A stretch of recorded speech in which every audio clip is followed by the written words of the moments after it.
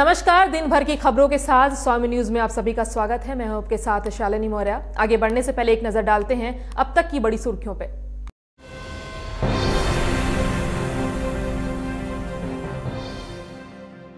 Ajmer police बनेगी hi tech. CCTNS project के तहत जल्द शुरू होगा काम। SP राजेंद्र चौधरी ने दी जानकारी। अजमेर पुलिस ने चोर गिरोह पर कसा शिकंजा। लैपटॉप के साथ सोने चांदी की गई बरामद।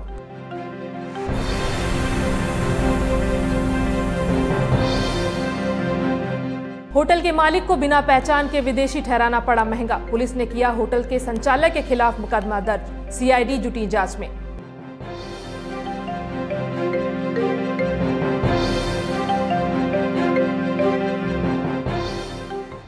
अजमेर के बहुचर्चित ब्लैकमेल कांड के मुख्य आरोपी ने किया सरेंडर। लंबे समय से फरार चल रहा था आरोपी।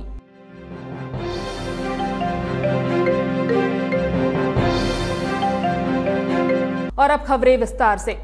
अब बात करेंगे करीब 26 साल पुराने अजमेर के बहुचर्चित ब्लैकमेल कांड की, जिसमें लंबे समय से फरार चल रहे एक आरोपी सैयद गनी ने कोर्ट में सरेंडर कर दिया है। अजमेर के बहुचर्चित ब्लैकमेल कांड में फरार चल रहे एक आरोपी ने आज अजमेर कोर्ट में सरेंडर कर दिया।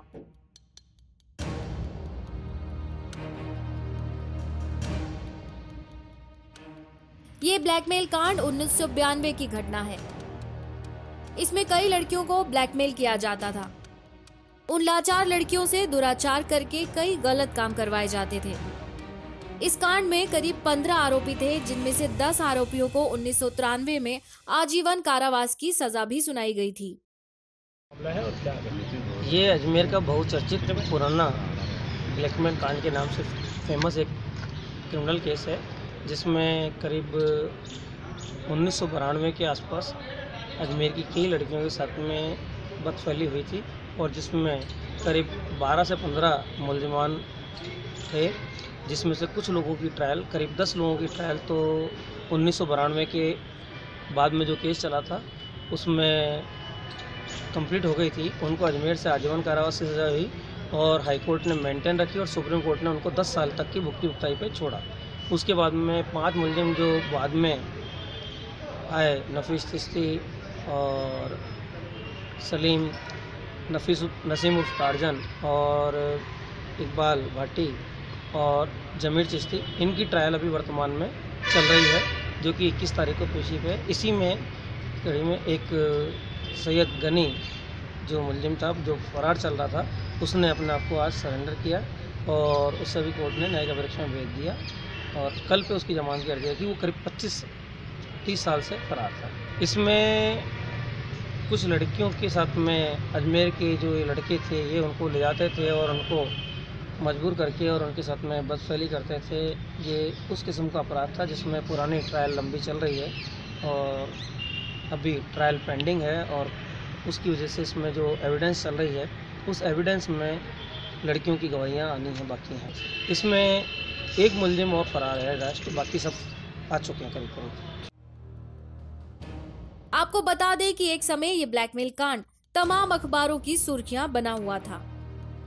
इस कांड में नफीस चिश्ती, सलीम इकबाल सहित कई आरोपी थे। इनमें सैयद गनी नाम के इस वांटेड अपराधी ने आज कोर्ट में सरेंडर कर दिया है। फिलहाल न्यायालय ने आरोपी सैयद गनी को न्यायिक हिरासत में भेज दिया है। अजमेर से पवन अटारिया की रिपोर्ट।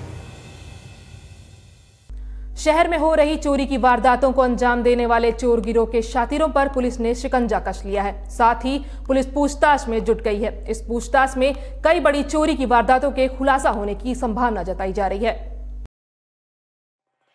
शहर में हो रही चोरी की वारदातों को अंजाम देने वाले गिरोह पर पुलिस ने शिकंजा कसना शुरू कर दिया है। आज अजमेर पुलिस ने 2 चोरों को गिरफ्तार किया। इनमें से एक का नाम शंकर बताया जा रहा है। ये मूल रूप से बेंगलुरु का रहने वाला है। पुलिस अधीक्षक राजेंद्र सिंह चौहान के निर्देशों पर एक टीम का गठन किया गया था, जिसको ये बड़ी सफलता हासिल हुई है। बताया जा नवंबर-दिसंबर में और अभी भी कई जगह चोरियों की वारदातें हुई थी शहर में। SP साहब ने और हमारे CO साहब ने हमारी एक टीम बनाई, जिसमें तफ्तीश की व मुलजिमों की तलाश की। 2 लोगों को आज गिरफ्तार किया है। एक शंकर बनिया है जो मूल रूप से बेंगलोर का रहने वाला है, पिछले 3-4 साल से यहाँ रहता है, अभी पंचशील में किराए के मकान में रहता है। दूसरा उसका एक साथी सिंधी है जो कोटड़ा में रहता है। दोनों को गिरफ्तार किया है। अपने पंचशील में एक चोरी हुई थी 28 लास्ट दिसंबर में, जिसमें LED, कुछ कैमरा, अन्य सिलेंडर ये चोरी हुए थे, जिस मुकदमे में आज उसको गिरफ्तार किया गया है। दोनों को अभी पूछताछ करके उनसे तफ्तीश करके चोरी गया माल अलग से रिकवर किया जाएगा, जिसका प्रत्यक्ष आपको बता देंगे। सर कितनी वारदातें? ये करीब 1 दर्जन से ऊपर वारदातें खुलने की अपनी संभावना है, जो पिछले 6 माह के दौरान हुई हैं। 1 दर्जन से ऊपर की वारदातें बता रहे हैं। अभी प्राथमिक पूछताछ है, आंकड़ा बढ़ भी सकता है। सर कुछ बरामद? अभी तो आज तो गिरफ्तार किया है, अभी थोड़ी देर पहले आज गिरफ्तार किया है, तो पेश करेंगे और पूछताछ के दौरान इनसे बरामदगी की जाएगी। बताया जा रहा है कि पिछले 6 महीनों में इन आरोपियों के गैंग ने करीब दर्जन भर वारदातों को अंजाम दिया है। फिलहाल दोनों आरोपियों को रिमांड पर लेकर पुलिस पूछताछ कर रही है। उम्मीद है जल्द ही इस गैंग के सरगना और अन्य सदस्यों को गिरफ्तार कर लिया जाएगा। अजमेर से पवन अटारिया की रिपोर्ट। पीएम मोदी ने एक बार फिर मन की बात की और इस बार मन की बात में उन्होंने बोर्ड परीक्षार्थियों को परीक्षा में सफल होने के गुरु मंत्र दिए। अजमेर के सावित्री सेकेंडरी स्कूल में सैकड़ों छात्रों ने मन की बात को बड़े ही ध्यान से सुना और पीएम के दिए गए सफलता के मंत्र को जीवन में उतारने का संकल्प लिया। देखिए ये रिपोर्ट। ये नजारा है अजमेर के सावित्री सीनियर सेकेंडरी स्कूल का, जहां पर सैकड़ों की संख्या में बैठी ये छात्राएं पीएम नरेंद्र मोदी के मन की बात सुन रही हैं। यहाँ पर हमारे देश के प्रधानमंत्री आने वाली परीक्षाओं की बात कर रहे हैं। प्रधानमंत्री ने छात्रों को परीक्षा से पहले तनाव मुक्त रहने की सलाह दी है। इसके साथ ही उन्होंने कहा है कि परीक्षा को उत्सव की तरह मनाएं, न कि इसे जीवन मरण का सवाल बनाएं। पीएम मोदी ने छात्रों को स्माइल मोर, स्कोर मोर का मंत्र भी दिया। सावित्री सीनियर स्कूल की इन छात्रों ने इस मंत्र को समझने के साथ साथ अपने जीवन में लागू करने का निश्चय भी किया। हमारे माननीय प्रधानमंत्री मोदी जी ने एक बुक लॉन्च की है जिसका नाम है एग्ज़ाम वॉरियर्स।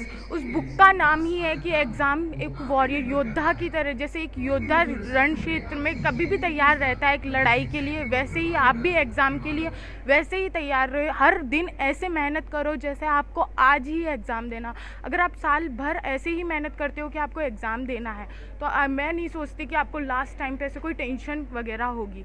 आपके टीचर्स इतना अच्छा पढ़ाते हैं, आप उसी को उसी वक्त याद कीजिए, उसी दिन याद कीजिए। वैसा ही हमारे प्रधानमंत्री मोदी जी का भी मानना है कि योद्धा की तरह एक एग्ज़ाम को लीजिए, टेंशन फ्री रहिए जैसा आता है, क्योंकि हम साल भर उस पेपर के लिए तैयारी करते हैं। अगर वो पेपर ढंग से हम नहीं दे पाते हैं टेंशन की वजह से, अगर हमें आता है और हम टेंशन की वजह से वो नहीं कर पाते हैं, तो ये हमारे लिए बहुत बड़ी बात होती है। हमारे नंबर बुरे आते हैं, फिर हमें टेंशन होती है, फिर जो केसेस वगैरह हम देखते ही हैं न्यूज़पेपर्स में आते हैं। तो हमारे प्रधानमंत्री भी बस यही कहना चाहते हैं कि क्योंकि वो जानते हैं कि युवा आएंगे तभी देश का उद्धार होगा, देश आगे बढ़ेगा।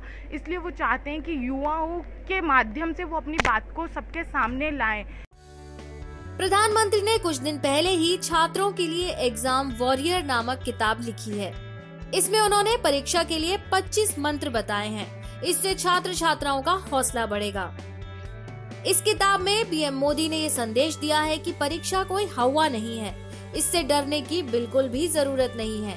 निश्चित तौर पर पीएम का ये संदेश अजमेर के विद्यार्थियों के साथ पूरे देश के युवाओं के काम आएगा। अजमेर से पवन अटारिया की रिपोर्ट। मदर्स सेकेंडरी स्कूल में वार्षिकोत्सव का आयोजन किया गया। इस मौके पर नन्हे मुन्ने बच्चों ने शानदार सांस्कृतिक प्रस्तुतियां दी, तो वहीं साल भर पढ़ाई में अव्वल रहे बच्चों को पुरस्कृत भी किया गया।